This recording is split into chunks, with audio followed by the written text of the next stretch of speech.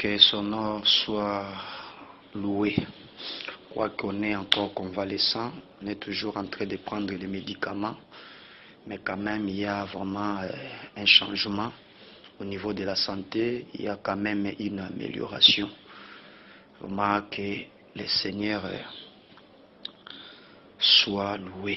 Ok, nous sommes encore retournés pour continuer notre marche sur la 6e plaie parce qu'on n'a pas épuisé toute la matière de la 6e plaie. Voilà pourquoi nous sommes encore revenus pour continuer notre démarche par la grâce de Dieu. Ok, je lis encore l'écriture.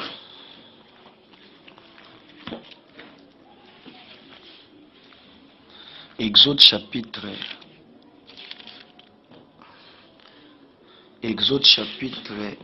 9. Exode chapitre 9, verset 8. Nous allons lire jusqu'au 10e verset. L'Éternel dit à Moïse et à Aaron: remplissez vos mains des cendres de la fournaise, et que Moïse la jette vers le ciel sous les yeux de Pharaon.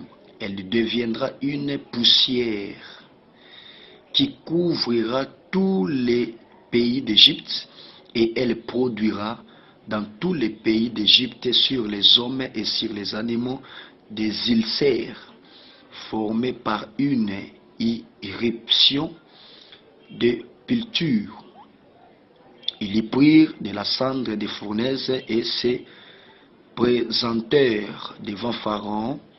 Moïse la jeta vers le ciel, et elle produisit sur les hommes et sur les animaux des ulcères formés par une éruption de pustules. Les magiciens ne purent paraître devant Moïse à cause des ulcères, car les ulcères étaient sur les magiciens comme sur tous les Égyptiens. L'Éternel endurcit le cœur de Pharaon, et Pharaon n'écouta point Moïse et Aaron, selon ce que l'Éternel avait dit à Moïse. Ok. Nous avons déjà dit que dans la 6e plaie, nous avons vu que c'était Moïse et Aaron qui ramassent la cendre, mais celui qui la jettera vers le ciel, ce sera Moïse seul. Nous avons expliqué le pourquoi Dieu avait écarté Aaron dans cette scène. Nous avons dit que Aaron représente la grâce. Aaron en tant que sacrificateur, en tant que prophète, représente la grâce. Voyez, Aaron en tant que bouche représente la grâce, parce que c'est par la bouche que l'on publie ou l'on proclame l'année de la grâce. Voilà pourquoi lorsque Dieu commence à frapper les Égyptiens par des ulcères, il doit écarter ces derniers. Pourquoi? Parce qu'il représentait la grâce. Alors, éclipser Aaron, ces mouvements expliquent la fin de la grâce. Voyez, c'est-à-dire quand la grâce prendra fin, c'est Moïse qui entrera maintenant en scène. C'est Moïse qui sera maintenant en action. Et ici, Moïse en tant que cœur, il y représente les jugements. Parce que dans Ésaïe 63, verset 4, la Bible dit: un jour de vengeance était caché dans mon cœur. Voyez, C'est pour dire que quand on parle du cœur, Moïse comme cœur représente le jugement, parce que le cœur, c'est le jugement. Vous voyez, c'est que quand Aaron, la grâce est écartée, c'est le jugement qui intervient. Voilà pourquoi ici, ce ne sera plus Aaron qui va travailler, mais c'est Moïse seul. C'est pour dire que c'est le jugement qui commence. Voilà pourquoi nous voyons Moïse seul en train de jeter vers le ciel la cendre des fournaises.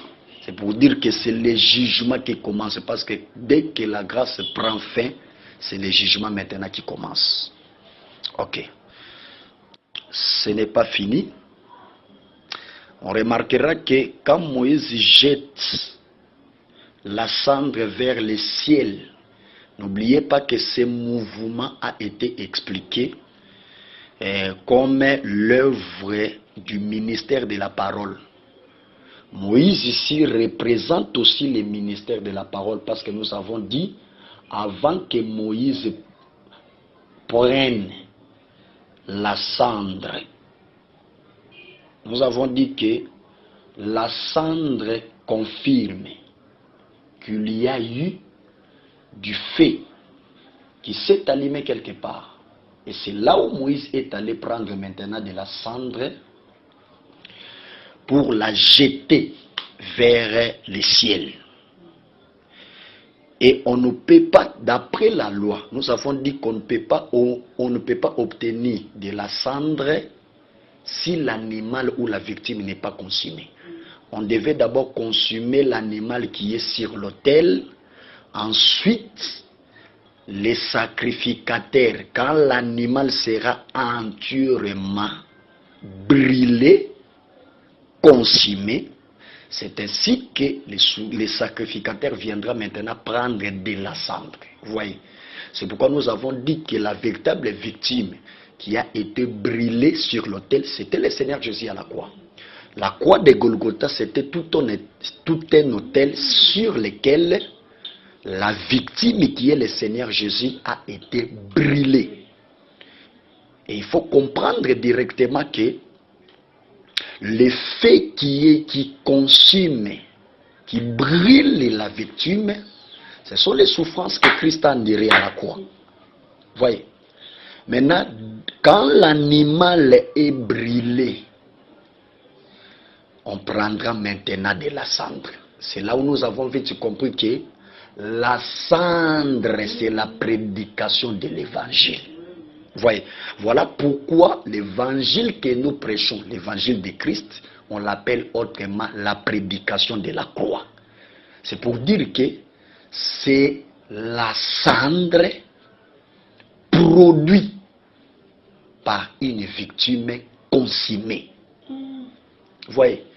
Donc, c'est-à-dire que sans la mort de Jésus-Christ, on ne pouvait pas obtenir la prédication de la croix.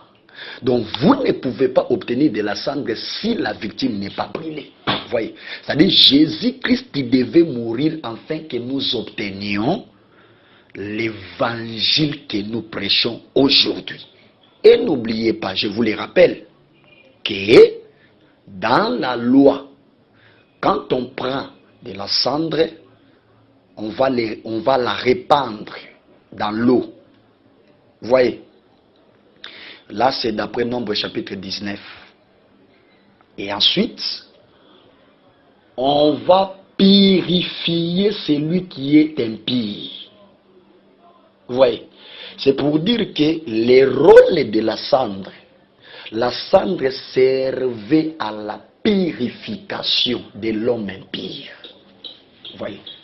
C'est pour dire que la cendre qui procure la pureté, la sainteté, c'est la prédication de l'évangile avec laquelle nous purifions les péchés qui ont été souillés à cause des morts. Or, les morts qui ont souillé les autres, c'est le premier homme Adam qui, après le péché, l'humanité tout entière a été déclarée pécheresse. Vous voyez, maintenant pour purifier l'humanité pécheresse, il faut qu'il y ait de la cendre.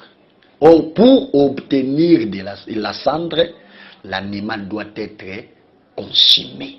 C'est ça le Seigneur qui a été consumé, brûlé à la croix, afin que nous obtenions de la cendre avec laquelle nous allons purifier l'humanité pécheresse. Et comprenez, attention, nous avons dit que Moïse, c'est pour dire que Moïse représente aussi un prédicateur qui est en train de jeter la cendre aujourd'hui vers le ciel. Et nous avons dit, la cendre qui devait monter vers le ciel, c'est ça même l'intercession. C'est ça la prédication prêchée par les ministres de la parole. Parce que quand nous parlons de l'intercession, nous voyons la prédication. C'est la parole que nous prêchons. Vous voyez? Et la parole que nous prêchons, c'est une cendre qui monte vers le ciel.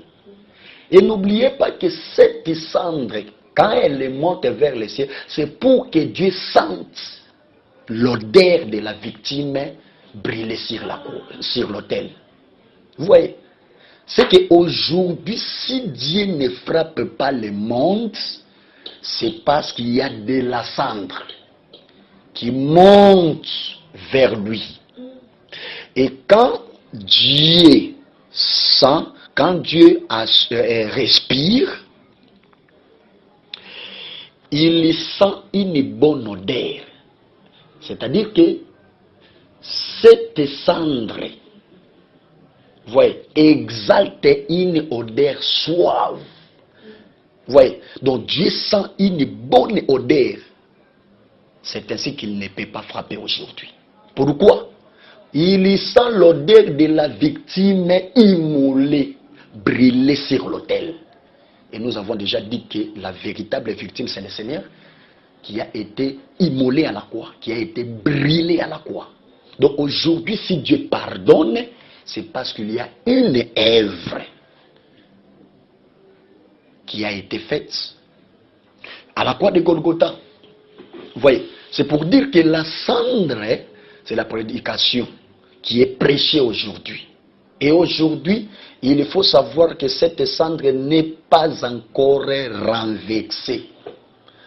Parce que quand Dieu dit, quand la cendre sera renversée, elle produira des ulcères sur les hommes, sur les animaux.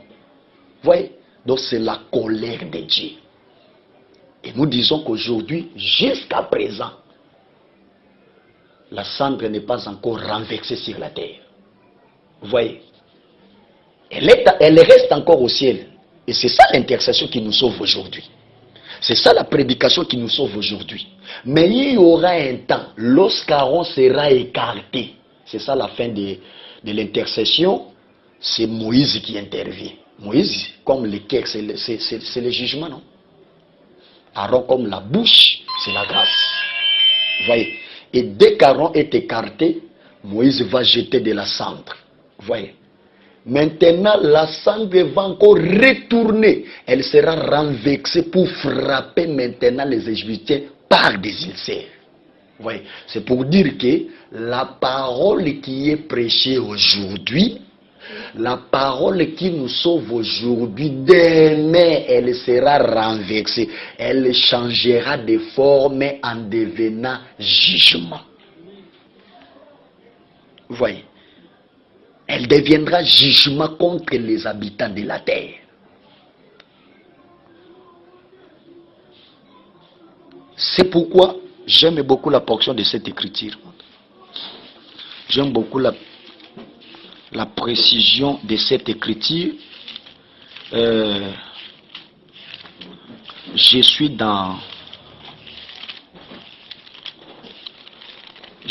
dans Lévitique 6. Je prends les versets 4 à 5. Puis il quittera ses vêtements et en mettant en mettant d'autres pour porter la cendre hors du camp dans un lieu pire. Le feu brûlera sur l'autel, il ne s'éteindra point. Chaque matin, le sacrificateur y allumera du bois, arrangera l'holocauste et brûlera la graisse des sacrifices d'action de grâce. Le feu brûlera continuellement sur l'autel, il ne s'éteindra point. Remarquez ici dans la loi, quand la victime est déposée sur l'autel, il faut noter que l'effet de l'autel devait être allumé du soir au matin. Vous voyez? Donc, l'effet sera allumé du soir au matin. Pourquoi? Parce que la victime est sur l'autel. Or, nous avons déjà démontré que, remarquez, ici on précise que c'est vers le soir qu'on allume le feu sur l'autel. Pourquoi? C'est parce que la victime est déjà là. C'est que la victime monte le soir. Vous voyez? Voilà pourquoi nous disons que la véritable victime qui est montée sur l'autel vers le soir, c'est la personne de notre Seigneur Jésus-Christ. Vous voyez? Donc Jésus-Christ a monté sur la... C'est pourquoi quand il est monté sur la croix, la Bible dit, il y a eu de ténèbres, il y a eu l'obscurité sur toute la surface de la terre. C'est pour dire que c'était déjà le soir où la victime devait être déposée sur l'autel. Donc le corps de Jésus, c'était la véritable victime déposée sur l'autel vers le soir. Vous voyez? Mais on précise que le feu de l'autel sera allumé du soir au matin. C'est pour dire que la nuit, la victime est là. Le feu est là pour consumer la victime. Et le feu doit consumer la victime jusqu'au matin. Il ne s'éteindra pas. C'est pour dire que la victime doit rester là, du soir au matin. Or, attention, nous avons déjà dit que la véritable victime, c'est le Seigneur Jésus-Christ. Mais attention, d'après 2 Corinthiens chapitre 5, verset 16, l'apôtre Paul dit, si nous avons connu Christ selon la chair, mais aujourd'hui nous ne le connaissons plus de cette manière. C'est pour dire qu'aujourd'hui, Jésus est la parole. Et comprenez directement que la victime qui monte sur l'autel vers le soir, c'est toute une prédication. Et n'oubliez pas que la prédication a commencé le soir. C'était après le coucher du soleil, parce que le soir c'est déjà après le coucher du soleil. Et ici nous changeons de langage pour dire que le coucher, le soleil qui vient de se coucher, c'est le Seigneur. Voyez? Parce que le Seigneur venant dans le monde, c'était un soleil levant. Selon qu'il est écrit, pour vous qui craignez mon nom, se lèvera le soleil de la justice. Vous voyez? Et attention, avant que le soleil se lève, il y a un prophète qui va vous annoncer le lever du soleil. Et ce prophète-là s'appelle le coq. Parce que le coq, c'est un prédicateur. C'est un prophète qui annonce le lever du soleil. Parce que quand les coqs chantent, vous allez directement comprendre que bientôt le soleil va se lever. Or, lever, c'est que je comprends que les messagers du soleil s'appellent les coqs. Vous voyez? Et j'ai vite compris que le véritable coq, le coq qui est le prédicateur du soleil, c'était Jean-Baptiste. C'était Jean-Baptiste. Parce que c'est lui c'était lui qui devait précéder le Seigneur dans la chair. Il est venu pour lui préparer les chemins. Vous voyez, c'est que Jean-Baptiste jouait le rôle d'un coq. C'est la raison pour laquelle quand il est né, son père prophétisant, il a dit, grâce aux entrailles de la miséricorde de notre Dieu, en vertu desquelles le soleil levant nous a visités d'en haut. Il est regardant maintenant son fils, il dit, mais toi, mon fils, tu seras son prophète. C'est que Jean-Baptiste, c'était le prophète du soleil. Or, le prophète du soleil s'appelle le coq. Parce que c'est lui qui chante avant le lever du soleil. Vous voyez, c'est pour dire que, c'est pourquoi il était mort de la même manière que le coq. Il a été décapité tout comme un coq. Et sa tête a été mise dans un plat. C'est pour dire que Jean-Baptiste était tout un coq, qui est venu vous annoncer le lever du soleil. Maintenant, le soleil qui se lève après le chant du coq, c'est Jésus-Christ qui vient après le message de Jean-Baptiste. Vous voyez? Et attention, Jésus-Christ comme soleil devait se lever et il devait aussi se coucher. Et à la croix, Jésus, le soleil s'est couché. C'est la raison pour laquelle il y a eu l'obscurité sur toute la surface de la terre. C'est pour démontrer que le soleil vient de se coucher. C'est que comprenez directement que le jour de la Pentecôte, c'était déjà le soir. Ou, attention, une victime devait être montée sur l'autel. Et je comprends par là que la victime qui était montée sur l'autel vers le soir, c'était la prédication de l'apôtre Pierre le jour de la Pentecôte. Vous voyez? Cette prédication le jour de la Pentecôte, je vous dis que c'était toute une victime montée, déposée sur l'autel. Gloire au Seigneur. Et c'est la raison pour laquelle, remarquez que la victime restera sur l'autel jusqu'au matin. Vous voyez, c'est-à-dire que pendant la nuit, la victime est là sur l'autel. C'est ça la prédication qui est prêchée pendant la nuit, qui est l'état de la grâce. Vous voyez? Donc, l'état de la grâce, c'est le soir, c'est la nuit où la victime est sur l'autel. Et n'oubliez pas, nous vous rappelons qu'aussi longtemps que la victime est sur l'autel, Dieu pardonne. Vous voyez?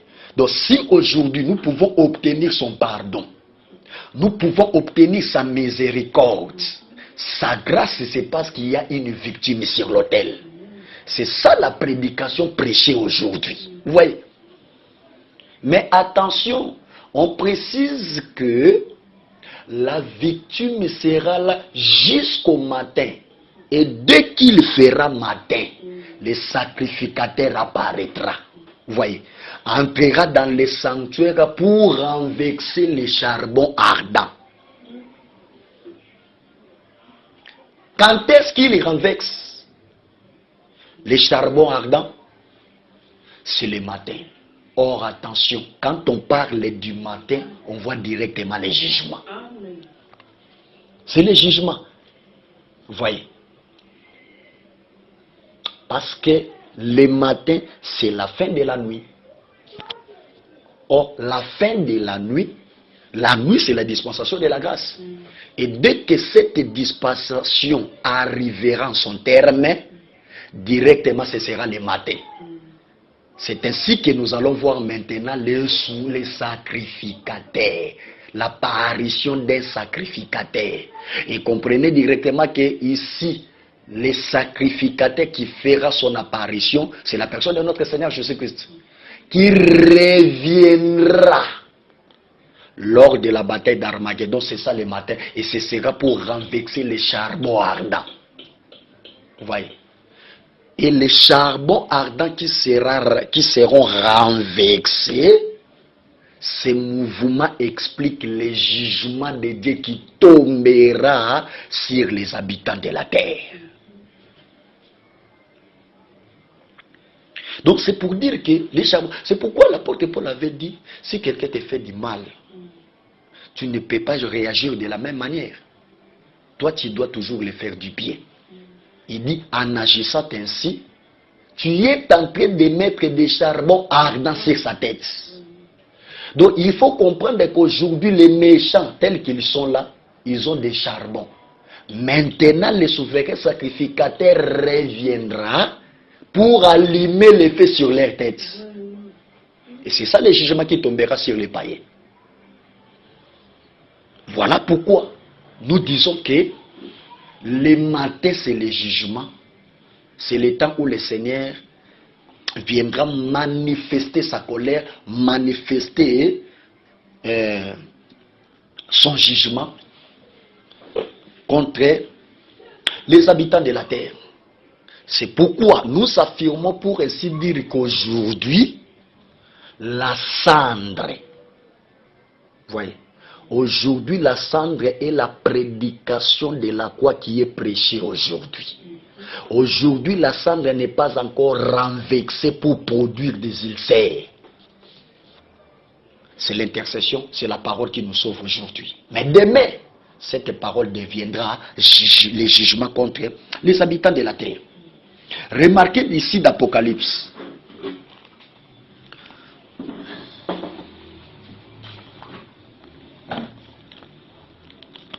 Je prends Apocalypse chapitre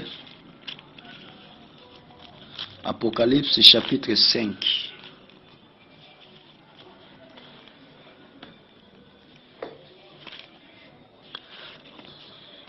Apocalypse chapitre 5. Non, Apocalypse chapitre 8. Apocalypse chapitre 5.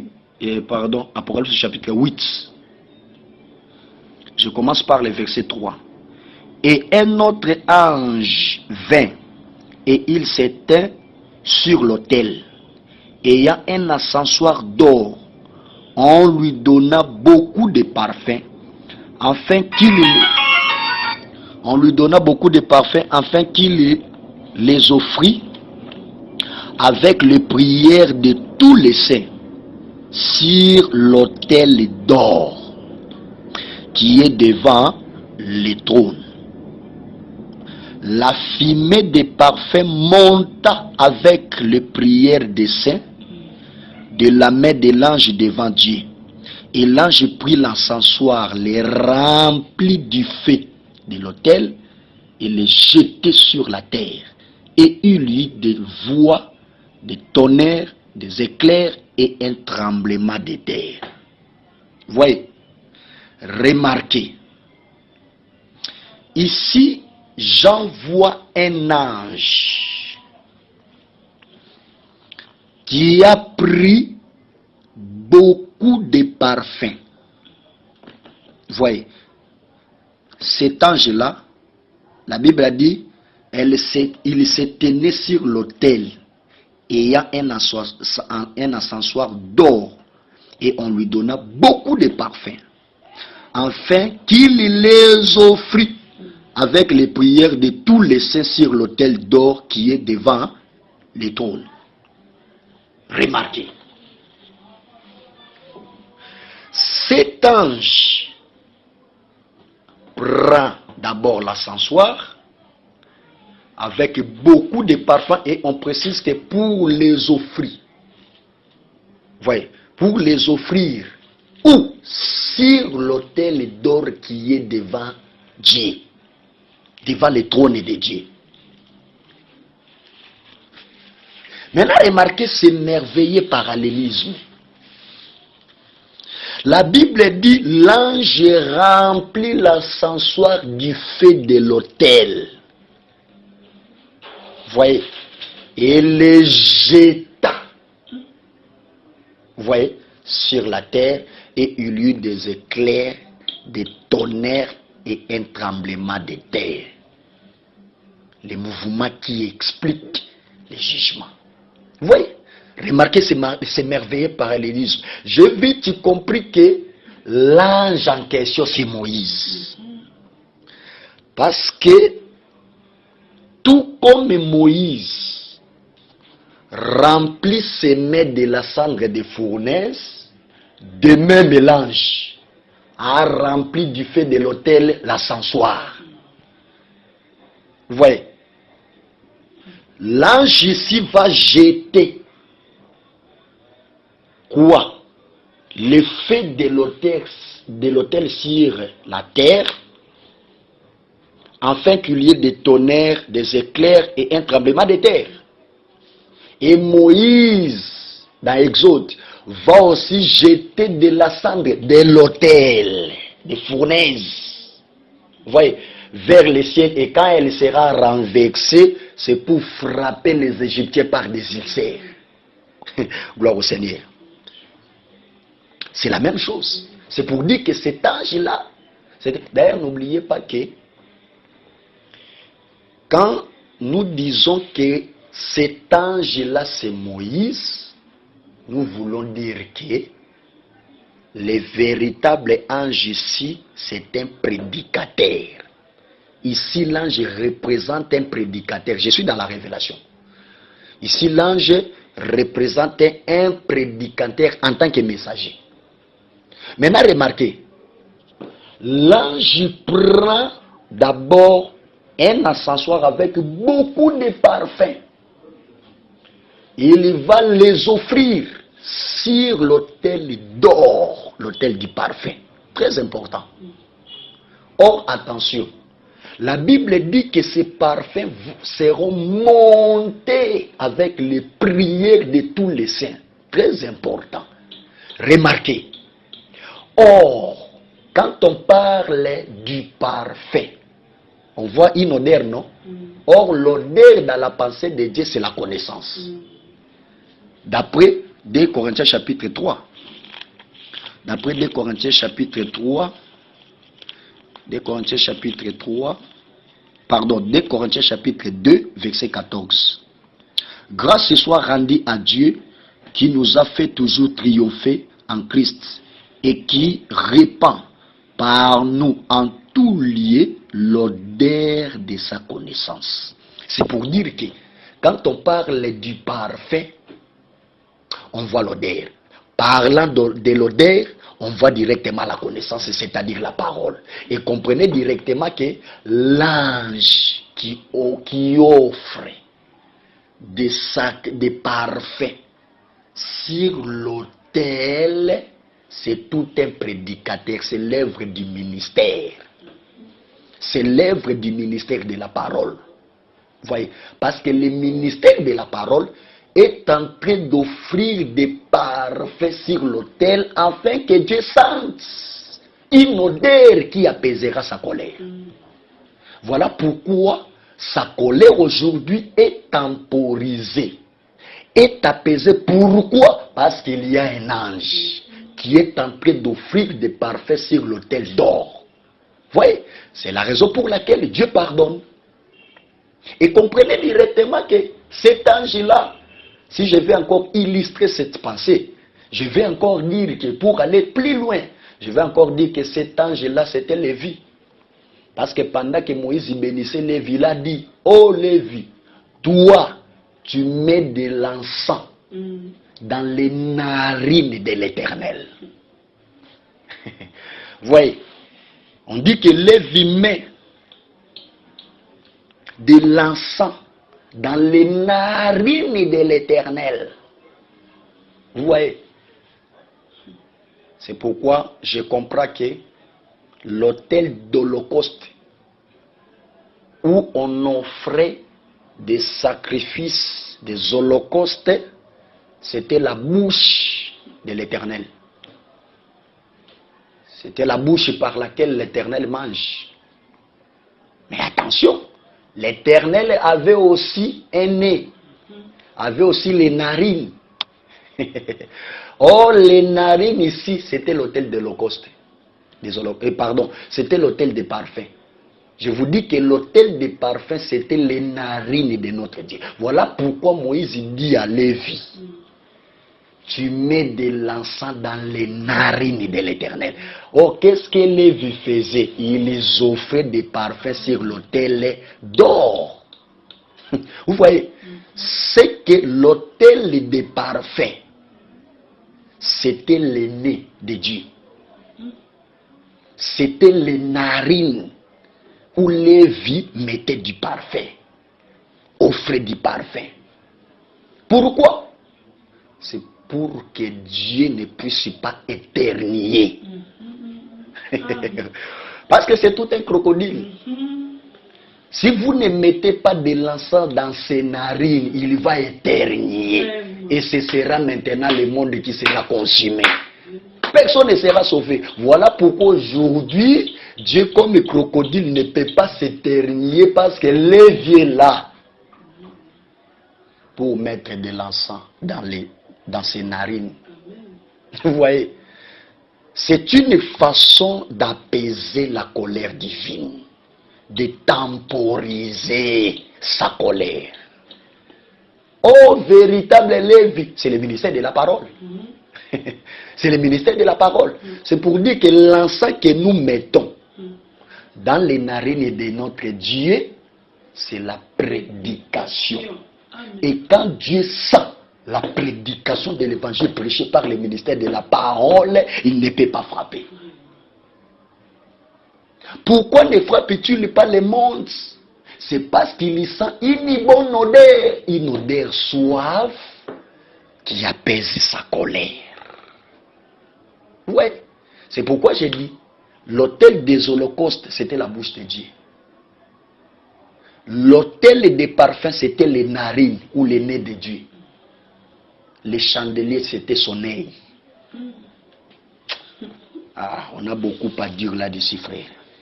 Beaucoup de choses à démontrer ici. Écoutez, remarquez.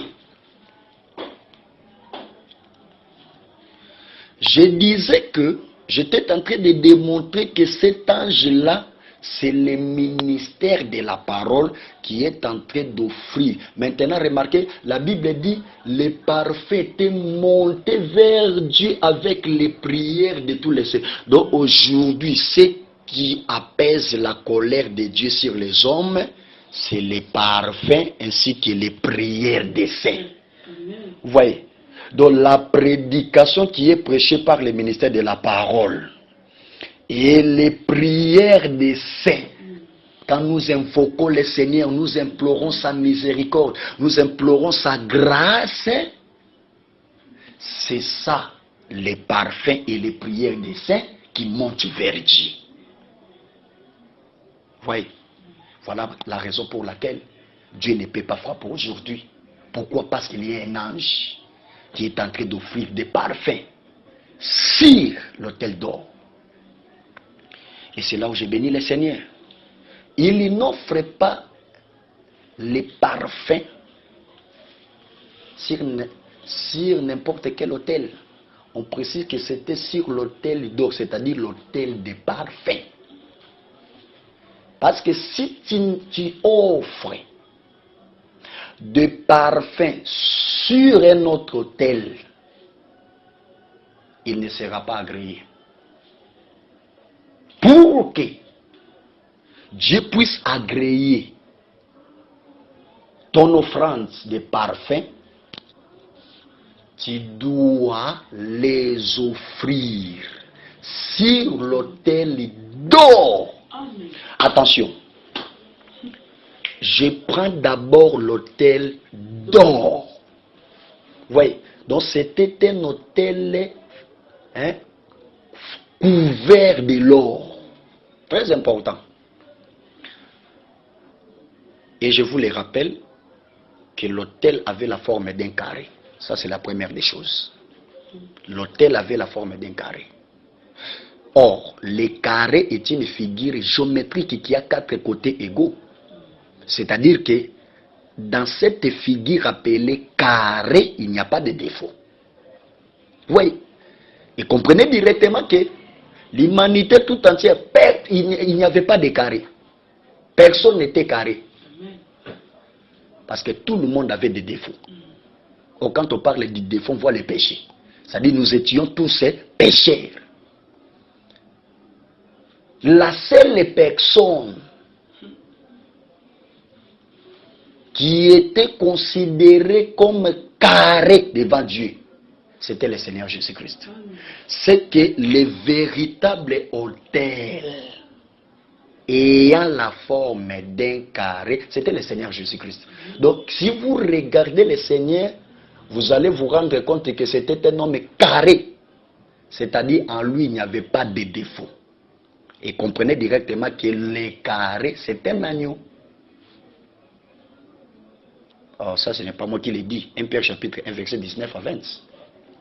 Sachez que ce n'est pas par des choses périssables que vous avez été rachetés de la vaine manière de vivre que vous aviez hérité de vos pères, mais par le sang précieux de Christ comme d'un agneau sans défaut et sans tache. Vous voyez les carrés. C'est pourquoi je dis que le carré, c'est une figure géométrique qui a 4 côtés égaux et 4 angles droits. C'est-à-dire, dans les carrés, dans cette figure, il n'y a pas de défaut. Oh, gloire au Seigneur. Oh, un homme sans défaut, c'était le Seigneur. Donc, c'est lui l'autel ayant la forme d'un carré. Attention, cet autel était couvert d'or. Parlant de l'or, on voit la divinité. Colossiens chapitre 2, verset 9. En lui habite corporellement toute la plénitude de la divinité. Vous voyez? Et attention, c'est pour dire que l'autel d'or, c'était un homme. C'était le Seigneur. Et ce n'est pas fini. C'était un autel sur lequel on offrait des parfums. Et nous croyons aussi que Jésus-Christ est venu dans le monde aussi comme un autel de parfums. Raison pour laquelle, lorsqu'il était chez Simon le lépreux, nous avons vu une pécheresse qui, en se présentant devant le Seigneur, elle a brisé les vases d'albâtre et elle a répandu les parfums sur la tête de Jésus, sur le corps de notre Seigneur. Elle lui témoignait que celui que vous voyez ici n'est pas un homme, mais pour moi c'est un autel de parfums. Voilà pourquoi elle a répandu les parfums sur le corps de Jésus. Cette femme était très sage. Elle savait que Jésus-Christ c'était l'autel d'or. C'était l'autel sur lequel on offrait des parfums. Or, les parfums, c'est la prière.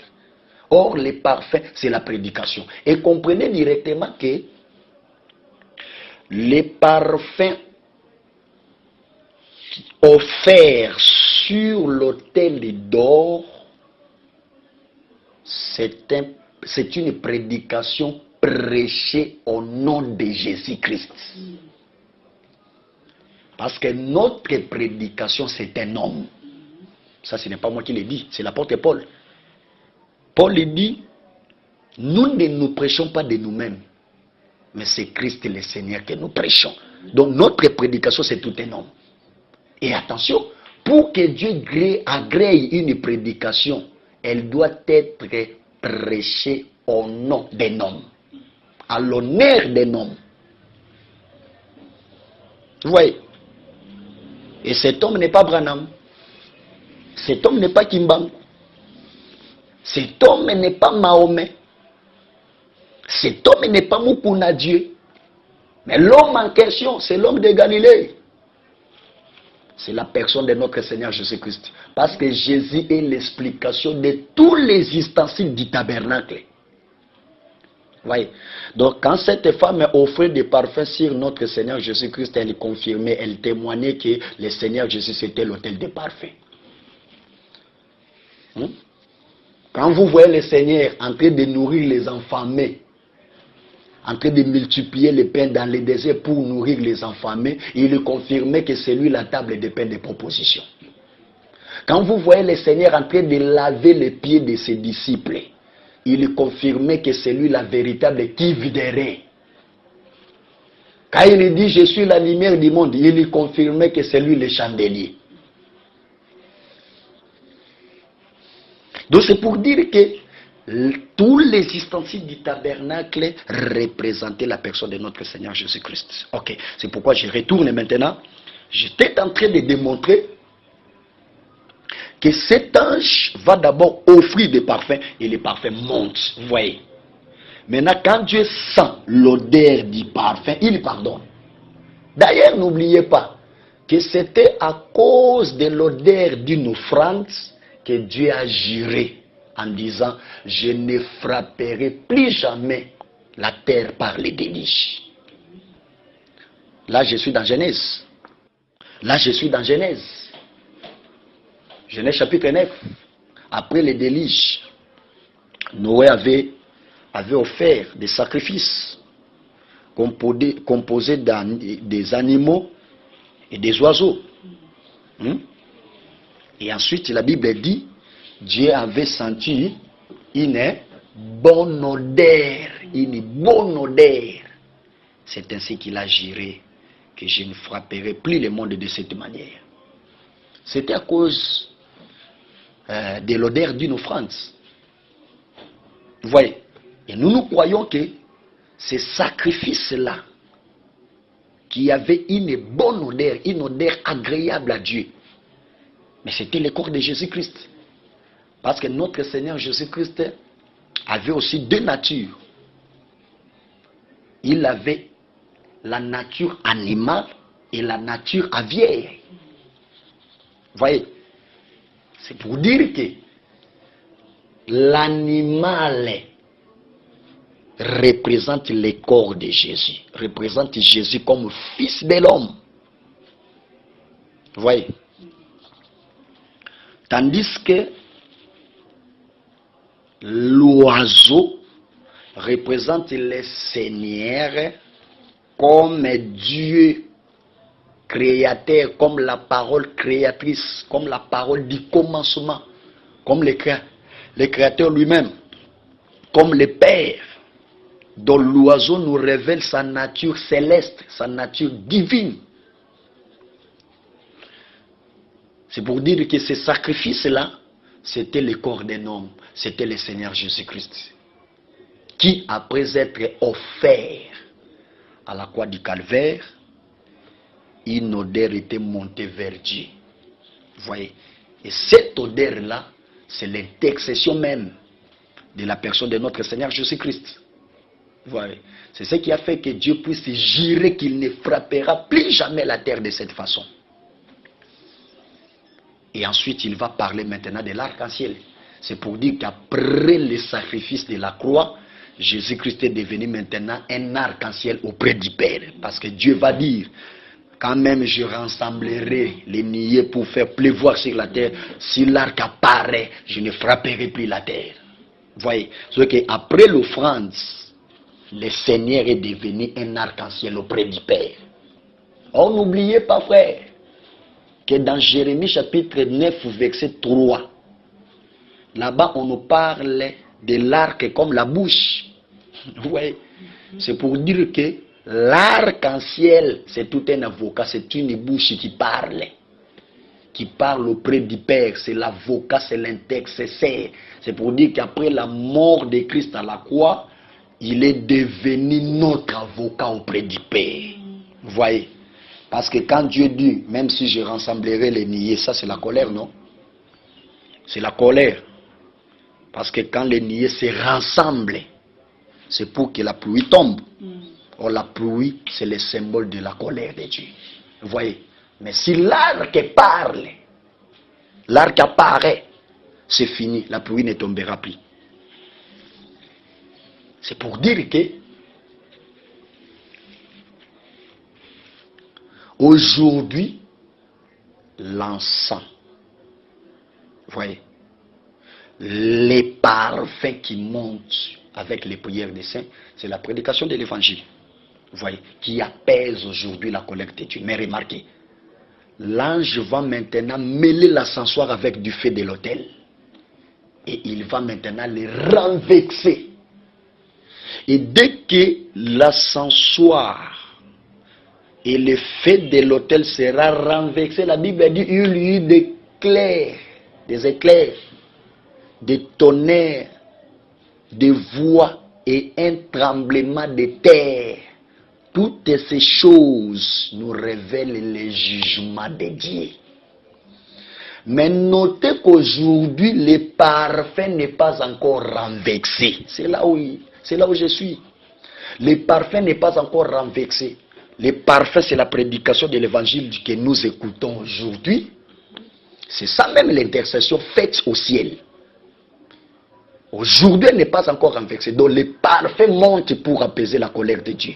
Mais après ce temps de la grâce, l'effet sera maintenant répandu sur la terre. Vous voyez, l'effet tombera. Et ce sera directement le jugement. Donc la parole que nous écoutons aujourd'hui, demain, elle deviendra le jugement contre les habitants de la terre.